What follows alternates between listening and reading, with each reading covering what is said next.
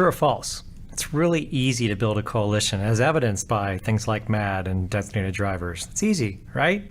I would say that is false, but I think you knew that.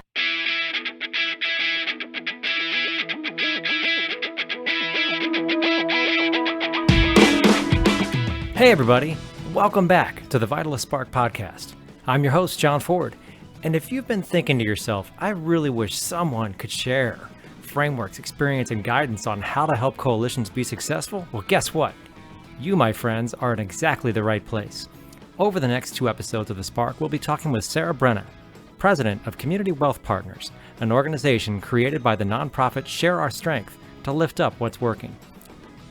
After partnering with more than 500 organizations over 2 decades, Community Wealth Partners doesn't claim to have it all figured out, but does have key insights and models that we're excited to introduce you to in these episodes. We're kicking things off in part 1 as Sara walks us through Community Wealth Partners' Social Transformation Lifecycle, which you can download by checking the link in the show notes. We also asked Sara to pick a story of a favorite coalition from anywhere in her travels across the country, and it just so happens that she chose a project from right here in Arizona. So let's get to it. It's time to get to know Community Wealth Partners' work and learn more about what propels coalitions to make the big changes we all want to see in the world.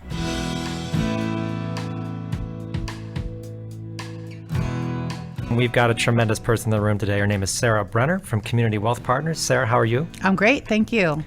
Here comes the hard question. What the heck is Community Wealth Partners, and why do you do what you do?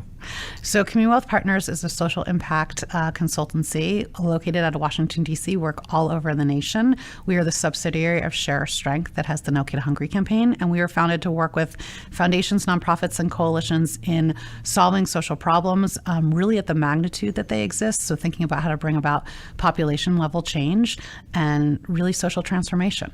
I do what I do because every day I am inspired, frankly, by bringing together communities to have deeper understanding and to solve problems and to really, help people see progress in a different way, to learn differently and to design strategies that will change the world. And that really excites us. We work on issues, everything from health to education to transportation and housing, and really sort of look for making change at the intersection where we can bring around big population level change for different states. So that is my passion. What is Community Wealth Partners doing here, working with Vitalyst and working with nonprofits in Arizona? Well, it is our mission to support and to partner with key leading change organizations to try to bring about big population level change. And Vitalyst in particular, in addition to a lot of other foundations here, are focused on investing in coalitions and making that type of change. And so we have loved working in this community and working across the state to help advance that. You just mentioned the big bad word, coalitions. You've got a social transformation lifecycle that can be used to talk about how coalitions form, evolve, and grow. Yeah. Take us through what the social transformation lifecycle is, and by the way, we'll have a link to it in the show notes. Just to take a step back, we started to study how coalitions are formed and why they're formed, and really wanted to look at how they made change over time. And what we found was that many organizations had ways of talking about their organizational development and the stages that they were in, from being nascent to being very mature organizations. And so we thought it would be helpful to kind of help coalitions think about their own maturity and their own growth in 4 different stages. And so what we found when we studied these different coalitions is that the first stage really was about the coalition coming together, and we talk about it as kind of framing the effort. So framing the effort, this is really where coalitions are beginning to form. And we found this to be obviously the first stage, when you have groups coming together and they in particular need to focus on how to establish their goals, their strategy, and who are the people that they need around the table. This part of the effort really is about getting momentum to inspire others to want to join and be part participants in the work, but also really starting to begin to create the infrastructure that is needed to sustain the coalition over the long term. Isn't this kind of the shiny new phase? Like usually people are pretty excited and it works pretty well? Yes and no. I think it depends on the amount of urgency and sometimes the challenges that are bringing folks together. I mean, it's certainly, as you think about issues of like immigration and what's happening right now, I mean, sometimes people get thrown together into coalitions, not in the best of times, but it is really the period, I would always say, of most hope, and also the time when people have the most energy around those issues. So it's really a time to capitalize on bringing in different types of partners that maybe you're not thinking about. So how do you get the right energy at the table? And also, it's never too early to begin to think about financially, how do you try to sustain the coalition? If that can be done in stage one, that's very helpful. So true. Now your second stage is proving the solution or solutions. I imagine this is where a lot of things happen. Yeah. So the second stage is really about, we've been around now for a year or two. We need to actually prove to people that this is something that should be sustained over time. You have to begin to show that you're actually making traction on a particular problem and that you have evidence for it. So where we see people in this stage is you've already set your goals and your strategies, and you probably have the right people around the table, but you've got to begin to show that the interventions that you're working on in the ground is actually making progress. So this is where people are focused on advocacy and public policy. This is where people are focused on what are the right types of programs and kind of execution that we need, or ways of implementing programs that are actually making a difference for the children and the families and the issues that we're working on.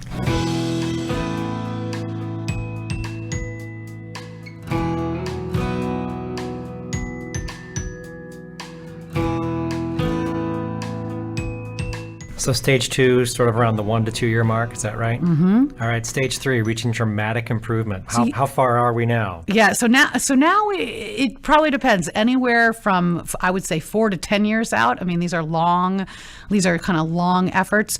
To get here, what you're realizing is that you have made progress within the communities that you're in, and that actually people are better off for the work that's going on in the coalition. So you're actually seeing results, but you want to reach more people, or you want to bring it to other communities. You're realizing that the work you're doing in your coalition should actually be statewide, not just specific to perhaps a rural community. This is about how do you actually try to bring about the scale that you're trying to have.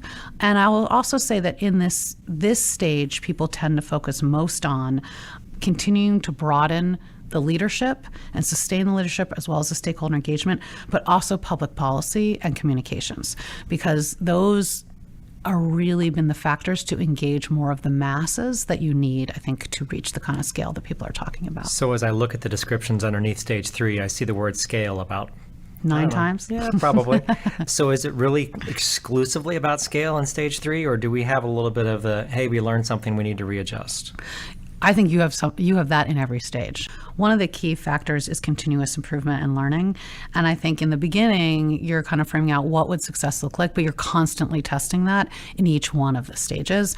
One of the things I think that's most interesting that we have found is, especially when you're applying this to scale, what you will learn is that some of the solutions that in stage 2 were working are not going to work now. They're going to have to be applied and tested differently, whether it's because you're working with a slightly different type of population in a different geography or a different age, or because now you need to figure out a way through communications to kind of broaden how a solution might work rather than delivering it one-on-one as in a programmatic way. And we're not done when we get to stage 3. There's actually stage 4, which is titled Reinvigorating the Effort. So talk to us more about that one. Yeah, to be honest with you, this is I think this is my favorite because it's not reached often and it's kind of exciting when you get there. I like to also term it the last mile, and largely probably one of our best examples of this is thinking about the tobacco anti-smoking movement, or other health movements where we've really been able to eradicate or come very close to eradicating disease. So reinvigorating the effort or the last mile is really thinking about, well, if you've brought down the incidence of something that you're trying to work towards not happening, like smoking, for example, to a very small percentage, how do you reach the last 10%? And it actually takes really rethinking the strategy. Another really good example here is your designated driver campaign. big effort, right, to eliminate fatalities from drunk driving. And the last mile for them is really working with alcoholics, people who it's not so easy to get a designated driver. And how do we actually think about shifting our strategies, shifting the programmatic work, shifting the communications to work with those individuals so they don't get in a car? And it will look different. And so the last mile, actually, in some cases, you have to go back almost to stage one in some cases, in terms of not necessarily all the stakeholders that are involved, but in thinking about what are the solutions and how do you bring them about to make change. The other thing we hear in this stage is that often funding is very difficult because people get excited that you've reached 10% of the population. Let's focus on a different health issue besides smoking. We don't want to focus that on anymore. A lot of foundations just sort of left in heavy investment in tobacco, at least in America, because of how far we came. And so this is about how do we work with people to sustain it for even longer, and what do they do? So when our listeners download a copy of this Social Transformation Lifecycle, they're going to see 10 components that go into all 4 of those stages. One component I want to discuss that I'm sure is embedded in here, but I want to see if we can track it all the way through the 4 stages on a more global space, is who is the audience across these 4 stages? I imagine in stage 1, it's like the choir, right? The people who are already charged and into this issue, and then as you move through stages 2, 3, and 4, that changes and evolves, just like it does when you talked about the focus on alcoholics in stage 4. Yeah. So partly the audience you're trying to affect, but also the audiences that you need to rally to the cause. How does that fall through the 4 stages? Yeah. Well, what we actually suggest is that people are thinking about like a stakeholder map at all times in all different stages. And, frankly, it really depends. What I would say is you're always going to have a core group of leaders and institutions, and in some cases multi-sector organizations that are coming together that kind of see themselves as the leaders of this effort, and you're always going to need a core group of leaders. What we found is that it changes based on what are the issues and the needs. Those leaders change in every single stage. So when you're going to scale, you're going to need more national leaders, more statewide leaders. You may need, in certain cases, we see people pulling in the business community or other type of influencers, especially as you're trying to think about reaching more of the mass audience. The other thing that people often look at, so if you've got the institutions as one big segment that are core to solving the problem, the other group that you always want to have is who are the people that are affected by the problem. And those are people that should be helping you frame the solution at all times. And so based on who the target is and who are the people that we're trying to focus on, is it a designated driver that would be anyone between, 18 and 55, or is it specific segments of people, maybe friends of those who have been affected by alcoholism, or is it going to be those that are the alcoholics themselves? What you really need to think about is who are the people that are affected by the problem and how they can help actually solve the problem and come in and give and help support strategically. The other big thing to think about is sort of the general public, and when at all do you engage them in your effort as like another key stakeholder group. And often that happens more in stage 3 or in stage 4 as you're trying to reach scale.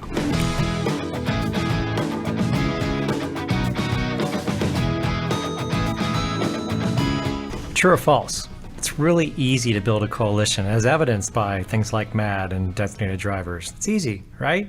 I would say that is false, but I think you knew that. So maybe what you were really saying is that it's true, that it's difficult.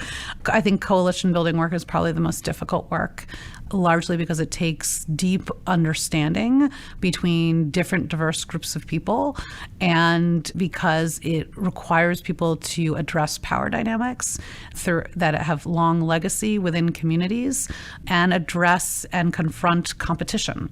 It's not necessarily the way that we have been built to work, in this work and in the country. So there's some undoing that needs to be done and new ways of working that is required in order to solve the problem. It takes a pretty bold and courageous leader, sets of leaders to do that. You're touching on some things that you're just barely touching, like systems that are in place to keep you from being successful, like equity. Mm-hmm. How do we think about those within the framework that you propose, or is it something that is actually a whole different discipline beyond this life cycle? I think you have to think about equity and systems change at the heart of the work you're doing. So when you think about the strategy that you're going to build, when you think about how you're going to engage people, what we see is that it is core to the work to be thinking about how to bring equity into how coalitions are designed, who's at the table, who has the power, how decisions are made, how people end up working and taking on leadership roles, who actually gets to make decisions. There are many coalitions that are looking to bring more equitable practices into the work that has to do with raising up resident voices and also disaggregating and sort of dismantling some of the power structures that exist in communities to get this work done and to actually change systems. I mean, you connected both equity and systems together. I did. You really need to make sure that you're addressing the work in an equitable manner and that you actually put the system at the center of this so that people, part of the goal and part of the strategy is to change the system and that people are aligned around what that looks like. That is not necessarily an easy thing to do, but I think critical to this work. How does Community Wealth Partners coach nonprofits into doing that work right up front, especially if you have an organization you're working with that can't even see the water that they're swimming in? Yeah, so one of the ways that we do that is to help people take a step back and think about the relationships that they're in and the ways of working and culture that they want to build. And so actually we go directly into conversations around, people talk about who's at the table, but mapping what relationships look like, where are they today, and where do we need them to be? I'm trying to speak in very simple terms in order to change the system. And also recognizing what is already driving the system and what could the system look like. So some of this is envisioning a different world, the different world of what the system might act like and might look like. And in some cases, maybe people actually say the system shouldn't exist altogether. We should have something very different. And then if you're after dreaming very big, it is what are the steps that we can take that are practical and that are immediate to actually begin to dismantle and to change the way the system is working. And when we see that is actually through building relationships with different entities that are part of the system and getting people to work together on changing how the system works. Okay. And then connecting them with the people most affected. Correct.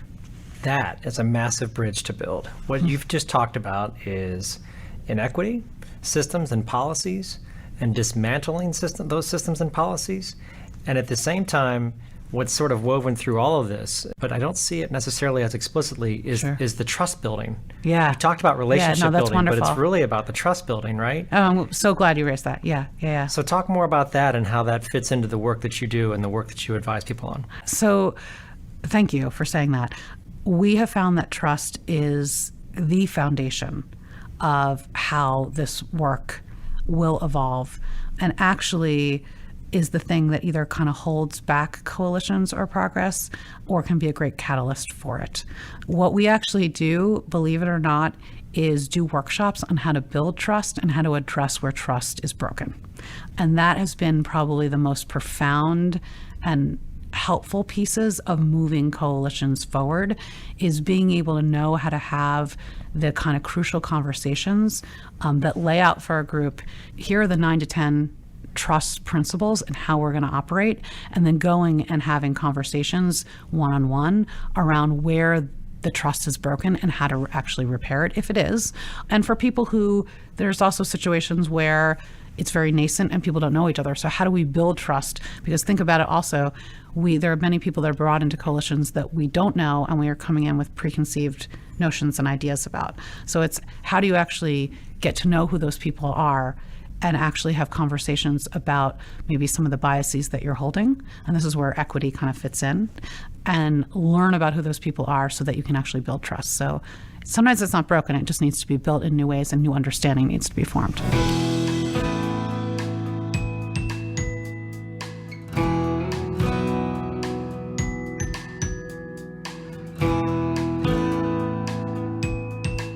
Shocking news.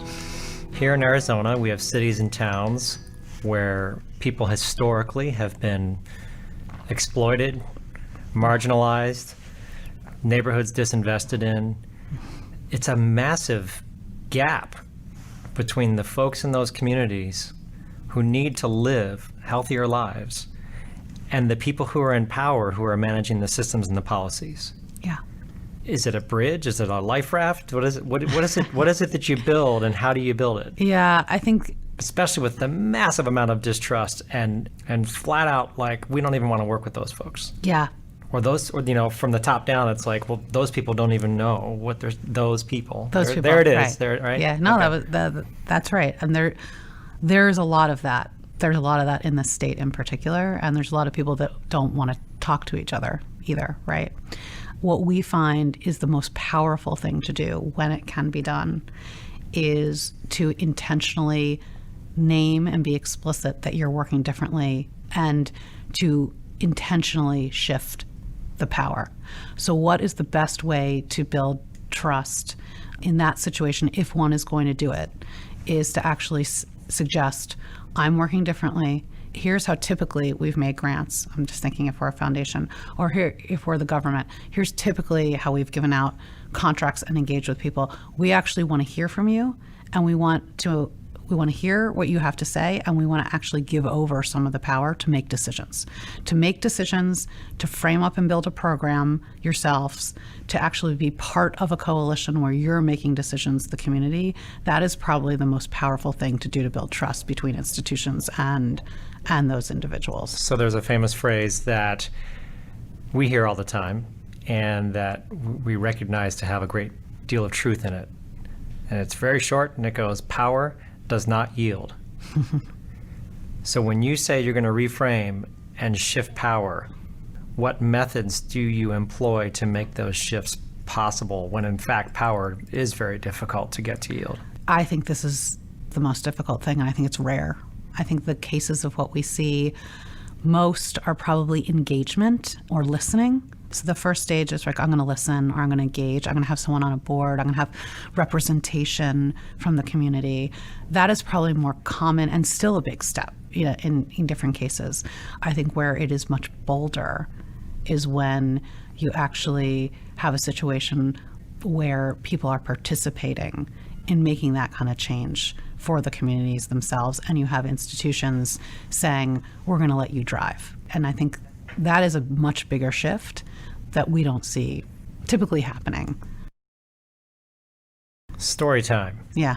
Tell us a story about an example of this work that you sort of hold dear as like, man, that was the best. Like, we got all this stuff. I'm actually going to tell you. I'm actually going to tell you a story here in Arizona to be hopeful about that, because I think that would be best for your listeners. Yes. And I am most excited when I think about the story for here in Arizona of the Arizona Early Childhood Alliance, or AZICA, which is an early childhood network of 60 different organizations across the state that represents businesses, nonprofits, foundations, government organizations that several years ago, probably 10 years ago, came together to really form a strategy and goals around how to drive early childhood outcomes. The thing that's probably most exciting about this group is that they put together a real flexible network that they didn't want, you know, one institution or multiple institutions to kind of yield power, but rather they wanted to build a coalition where multiple organizations could flexibly kind of stand up and lead on certain issues and then kind of step back when it wasn't their issue. Now, believe it or not, there's lots of issues around early childhood that some people, What? you know, it's like there's a lot of issues there. So some people are really focused on kindergarten readiness. Other people really focused on third grade reading. Other people really focused on nutrition in prenatal care, right? And so what they determined was it would be more sustainable over the long term, and they'd have more grassroots participation across residents and those that are engaged if they actually they became an advocacy organization, or I shouldn't say organization, coalition that really was going to hold up different issues at the State House and and work to move those issues and engage the community in doing so. And that there was no one organization that was going to own this. That was really important from a power perspective. And that organizations could come under the banner. This is probably part of the secrets.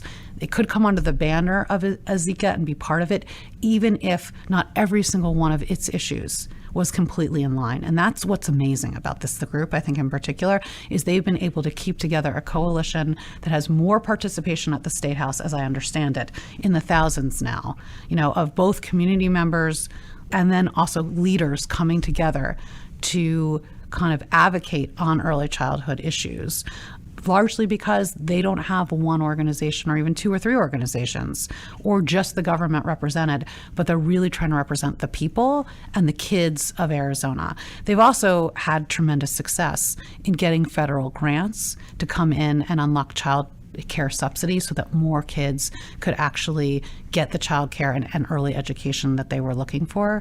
So they've had wins in the legislature, but also financial wins that have helped them kind of sustain over time. And I think it's really impressive how they've got organizations collaborating, not competing, but also residents that are engaged and want to actually speak at the State House. Was that a helpful example?